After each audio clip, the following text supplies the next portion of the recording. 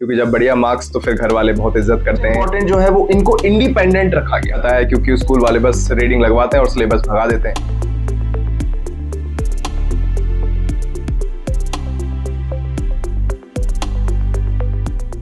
जय हिंद एवरीवन, स्वागत है आपका हमारे YouTube चैनल में। आज चैनल का पहला ही वीडियो होगा और आज के इस वीडियो में हम बात करेंगे class 10th NCERT political science के पहले चैप्टर के बारे में, जो है पावर शेयरिंग। मुझे पता है आप लोगों को एसएसटी पढ़ना बिल्कुल पसंद नहीं है, उसका रीजन भी पता है क्योंकि स्कूल वाले बस रीडिंग लगवाते हैं और सिलेबस भगा देते हैं। हमारे टाइम पर भी यही होता था, तुम्हारे टाइम पर भी यही हो रहा है, आगे आने वाले टाइम पर भी यही होगा। तो मेरी तरफ से पूरी कोशिश रहेगी कि मैं आपको शॉर्ट एंड क्रिस्प चीजों को समझाऊं, कॉन्सेप्ट को समझाऊं।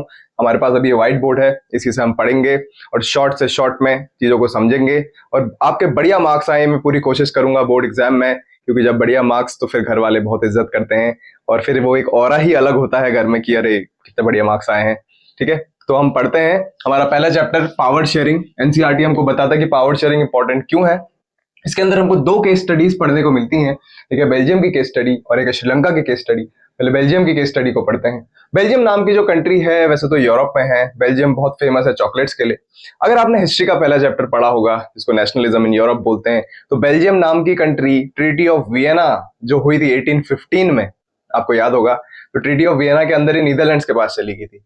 और जब एक जुलाई रेवोल्यूशन होता है फ्रांस के अंदर 1830 में, तो ब्रसल्स यहाँ की कैपिटल रीजन में भी कुछ ऐसा ही रेवोल्यूशन होता है। और फिर ड्यूक मेटरनिच जब कहता है कि when France sneezes whole of the Europe gets cold, तो ये बेल्जियम वही है और 1830 में ये नीदरलैंड से अलग हो जाती है।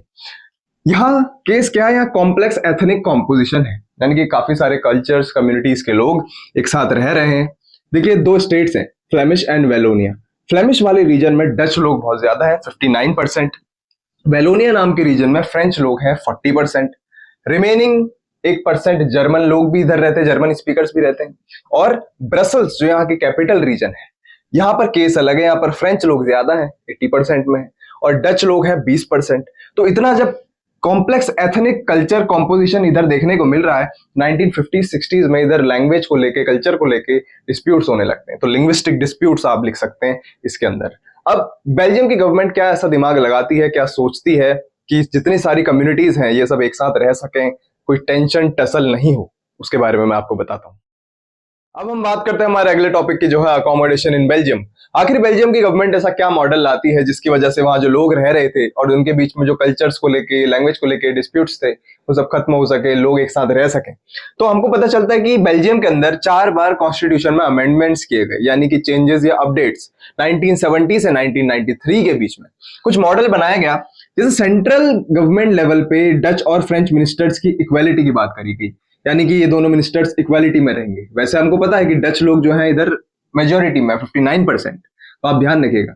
स्टेट गवर्नमेंट्स बनाई गई, जहां फ्लेमिश और वेलोनिया, हमको 2 स्टेट्स पता चलते हैं। यहाँ पर कुछ पावर सेंट्रल गवर्नमेंट की दे दी गई स्टेट गवर्नमेंट्स के पास भी, और सबसे इंपॉर्टेंट जो है वो इनको इंडिपेंडेंट रखा गया, यानी कि ये लोग सबऑर्डिनेट नहीं रहेंगे, स्टेट्स सबऑर्डिनेट नहीं रहेंगे सेंट्रल गवर्नमेंट के। ये बात बहुत इंपॉर्टेंट है। वैसे हम देखते हैं कि सेंट्रल गवर्नमेंट ही सबसे पावरफुल गवर्नमेंट होती है किसी कंट्री में, थोड़ा सा इसके ऊपर नजर ज्यादा रखिएगा। सेपरेट गवर्नमेंट बनाई गई ब्रसल्स के लिए, यानी कि ब्रसल्स में केस अलग है, वहां फ्रेंच लोग ज्यादा हैं 80% के करीब हैं और डच लोग माइनॉरिटी में है 20% है। तो यहाँ पर फ्रेंच लोग भी मान गए डच लोगों के साथ कि वो लोग इक्वालिटी में रहेंगे सरकार के अंदर ब्रसल्स में। अब क्योंकि 3 कम्युनिटीज हैं और अलग अलग कल्चर्स हैं, तो यहाँ पर कम्युनिटी गवर्नमेंट बनाएगी जिसके लिए लैंग्वेज, कल्चर और एजुकेशन की उनको पावर्स दे दी गई। ये आप अच्छे से देखिए कि क्योंकि बोर्ड की नजर से ये बहुत इंपॉर्टेंट है, बोर्ड में आपको इसके बारे में लिखने को आ सकता है, तो आप प्लीज इसको अच्छे से प्रिपेयर कीजिएगा, ध्यान रखिएगा इस बात का। अगर चार्ट बना के लिखेंगे ऐसे तो आपको ज्यादा मार्क्स मिलेंगे, क्योंकि उसमें क्या होता है कि लिखना नहीं पड़ता है, तो लिखने में टाइम बर्बाद नहीं जाएगा।